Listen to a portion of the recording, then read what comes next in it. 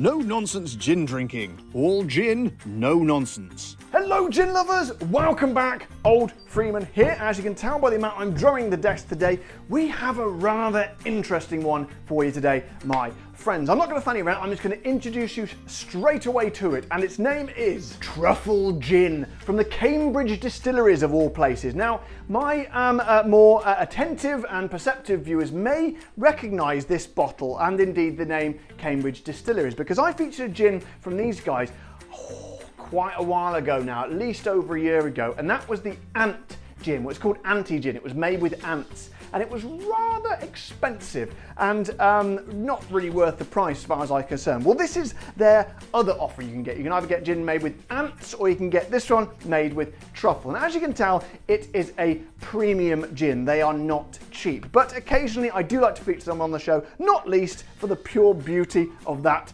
bottle. So then, let's find out if this one, I'll leave the price at the end as always, but just, you've probably guessed it's really up there, this one. I kind of loathe paying for it. A lot of the money's probably going in that bottle. But anyway, let's cast that aside. Let's find out what it's all about on the old website, shall we? But before we do, it gives me great pleasure to announce I have another couple of patrons I need to say thank you to. So thank you very much to Mr. Robert Marcotte. Thank you very much, Robert. And indeed, Erin Green. And Erin actually works in Providence Wines and Spirits, which is just outside Nashville in Tennessee, and a town which is very close to my heart. So just wanted to give them a little shout out for that as well. If you're ever in Nashville, get yourself down to Providence Wines and Spirits, because they are the place to go, to the best of my knowledge. So thank you very much to both of you, to Robert and to Erin. You are official supporters of the show, and I salute you. So here we go, Cambridge Distilleries, what was again, Truffle Gin. I'm going to be doing it in just my normal accent because, well, it's from Cambridge and I am, well, not from Cambridge, but I am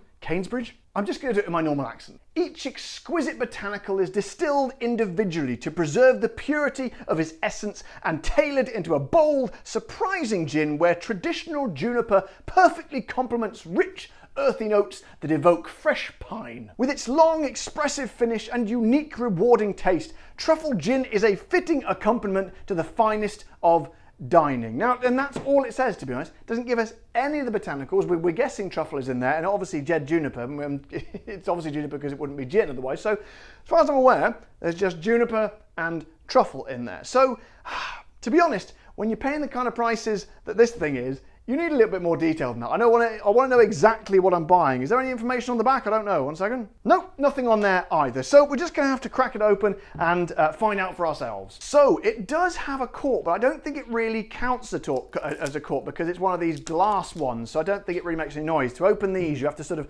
push them forward like a gear lever on a stick shift, like that. And that's all the noise we're going to get. So let's get her in the old glass. I must say, the good Lord, that is a strikingly good looking bottle. Look at the way it glistens. Oh, it glistens. It glistens. Yeah, it glistens. So, hang on a minute, listen. Oh, I do like a nice glug glug sound. No cork sound, but it has a lovely glug glug sound. Good Lord, I poured a lot in there. That's a lot of money's worth there. So let's give it a, here we go. I'm quite intrigued about this because I don't think we've ever had truffle in gin before. This is a first on the show. In fact, possibly even a first in the world. I don't know. I can't make any claim for that. I don't know. But anyway, let's find out. Here we go. Oh, Christ alive. Okay. Not the most positive reaction I've had to a smell, is it? But hang on, let me try again. Oh, shit, a brick. Oh God, apologies about my language there. That smells, smells like an old man's gusset. To the best of my knowledge, I haven't done any research on the subject, but I imagine that's probably what it smells like.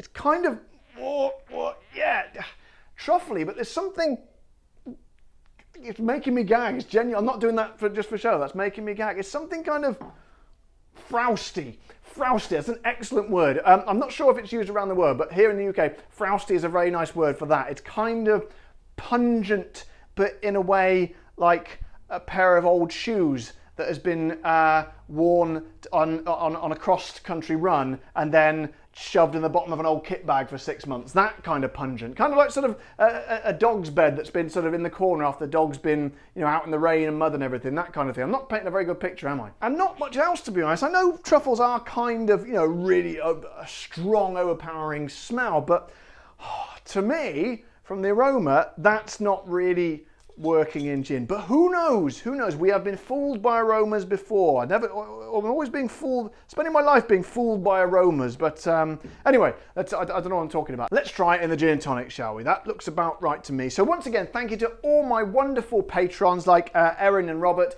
who are literally paying for the gin on this show, and indeed my YouTube members. I say to you all, this is Cambridge Distilleries Truffle Gin, sister of the Ant Gin. I say cheers with an air of trepidation. Oh, shit.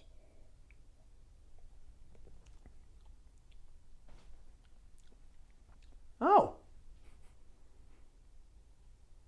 Not too bad. So thanks for watching. I'll see you next time. No, only joking. I don't know what to think because I was absolutely bowled over by the smell, as you could probably tell. But then maybe I put a bit too much tonic in there. I thought it seemed to be a bit more gin than I imagined. By the way, it's 43% in case you're wondering. Some people get upset when I miss that. But 42%. So let me try it again. 1 second. Give a bit of a swirl round. Here we go. Okay. That is really weird because the amount of pungent smell that was in that, you would think that's going to fill your mouth with that same kind of pungentinity. I took a gamble there, didn't I? Pungentinity. But weirdly, really weirdly, it's completely gone in the taste. You don't get any of it. Maybe a tiny bit, but my senses of the smell, my sensory of smell, my senses, my smell of sense. Oh God, my sense of smell was so overcome in the smelling of it. Maybe it's messed everything up, but as far as I can tell, that just tastes like a normalish gin. And in a way, I'm kind of disappointed because I was kind of sort of looking forward to it in a kind of a sadistic kind of way to trying that and really sort of telling you what the experience I was going through. But that just tastes like a normal run-of-the-mill kind of pretty good, I'd say, a nice gin, very nice layers of citrus in there, and matched with a bit of juniper, perhaps something like, I don't know, not Tanqueray 10, but like Tanqueray or Sipsmiths or the good old Beefeater or something like that. How weirdly disappointing is that? I really wanted it to taste grotesque and ugly and bizarre. Just give me something different, because Lord knows I bloody paid for it there, but unfortunately that's a kind of a inverted disappointment. However, maybe it's all about the neat gin. So here we go, let's try. Oh, I'll put it in my my beautiful branded no-nonsense gin drinking mug, which you could also own as well as these sort of overpriced and underquality things over here, if you were to click on the buttons below to do so. So let's, I'm not really a natural salesman, am I? Anyway, let's, Christ, that stinks. Here we go, let's try it. Oh, shit. Yeah, okay. Yeah, now we're getting the truffle. You know what? Maybe they were thinking with this. Maybe they weren't thinking this as a gin and tonic gin, which seems very, very strange to me. Maybe they're thinking more of a neat drinker's gin because that. Yeah, you're kind of getting it there. And as you know, I don't really enjoy neat gin that much, but it's kind of working. It is actually kind of working more with.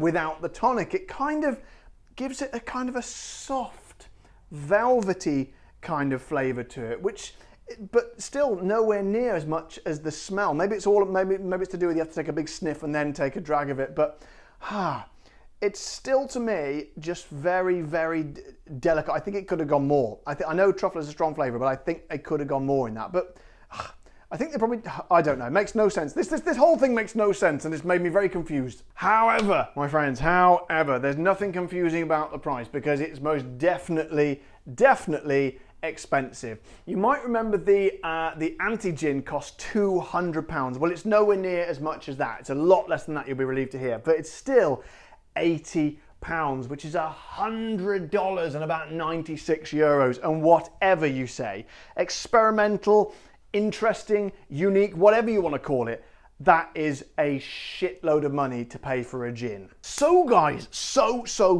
sum up, I don't really see the point of these gins that these guys bring out. They're sort of billed as high-end gins. Well, so what? So what? I don't care if they're high-end. I don't care if they got a really sort of snazzy and fancy bottle. Snazzy, that's a word my dad used to use in the 1990s. But I honestly don't care. The best I could say about it is it's a little bit weird, all right? It's a little bit weird. But to be honest, at worst, it's just... It's not a bad gin, but I wouldn't be disappointed if someone poured me that in a gin and tonic. It's not a bad gin, but it's certainly not off the scale, and it's very odd, and that smell is quite putrid, to be honest. So I just think, what's the point in spending that much money? As I've said before, you don't need to spend a lot of money. You don't need to spend big money to get big quality gin. You can just as easily have something like Tanqueray 10, which I think is about £40. Mind you, that is not a great example because that's very expensive in other parts of the world. What about Larios, that gin from Spain? About £12. I'd say it is equally as good. In fact, very, very similar to that. So once again, Cambridge Distilleries, I was underwhelmed by the Ant gin. I didn't really see the point of it, and I'm once again underwhelmed and a little bit kind of like feeling a bit odd and confused about myself and everything in my life now. So thanks a lot for that, Cambridge Gin. So guys, I hope you found this video informative and useful today. If you were thinking of splashing out £80 or